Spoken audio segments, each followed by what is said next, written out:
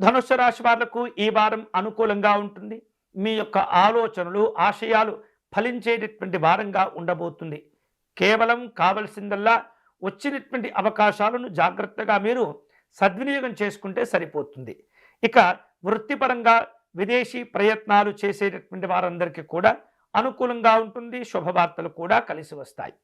ఈ వారం ధనుస్సు రాశి వారు ఉద్యోగంలో మంచి ఉన్నతిని సాధించుకోగలుగుతారు. వ్యాపార విస్తరణకు మీరు రూపొందించుకునేటటువంటి ప్రణాళికలు కూడా ఈ వారం కలిసి వస్తాయి. మంచి మంచి లాభాలు కూడా ఆనందకరంగా స్వీకరిస్తూ ఉంటారు. ఆర్థికపరమైనటువంటి అంశాల్లో స్థితిగతులు మెరుగుపడుతూ ఉంటాయి. వివిధ రూపాల్లో ఆపదలో ఉన్నటువంటి వారిని ఆదుకుంటారు. దాన ధర్మాదులు చేస్తుంటారు. ధార్మిక కార్యక్రమాలకు విరాళాలు కూడా ప్రకటించేటటువంటి అవకాశాలు ఉండబోతున్నాయి.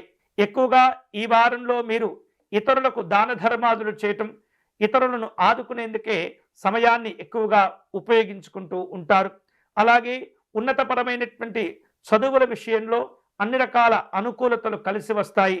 ఈ వారం మీరు చేపట్టేటటువంటి వివిధ రూపాల్లో పనులకు మీ పెద్దవారి యొక్క ఆశీస్సులు, అనుగ్రహాలు మీకు ఉపయోగపడుతుంటాయి, మేలు చేస్తుంటాయి.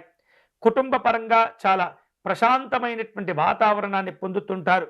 విద్యార్థులకు ఉన్నత చదువులు కలిసి వస్తుంటాయి. సుదూరమైనటువంటి ప్రాంతాలకు వెళ్ళే ఆలోచనలు చేసేటటువంటి వాళ్లకు అనుకూలంగా ఉండబోతుంది. ఆరోగ్యం బాగుంటుంది, కానీ అధికమైనటువంటి ఆహారాన్ని తీసుకోవటం వలన కొంత ఒత్తిడి ఏర్పడుతుంది. జాగ్రత్తగా ఉండండి.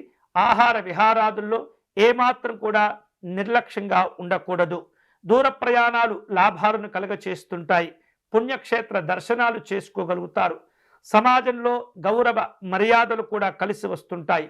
నూతనంగా వివిధ రూపాల్లో వివిధ కార్యక్రమాల్లో బాధ్యతతో కలిసి పనిచేస్తూ ఉంటారు. వారాంతంలో కుటుంబ సభ్యులతో కలిసి వినోదపరమైనటువంటి కార్యక్రమాల్లో పాల్గొంటారు. ధనుస్సు రాశి వారు ఈ వారం శుభకరమైనటువంటి ఫలితాలు పొందే క్రమంలో దత్తాత్రేయ స్వామి వారిని పూజించటము, దత్త కవచమును పారాయణం చేయటము, శ్రీదత్త శరణం మమ అనేటటువంటి నామాన్ని అధికంగా జపం చేసుకుంటూ ఉండటం వలన మరిన్ని ప్రయోజనకరమైనటువంటి ఫలితాలు పొందగలుగుతారు.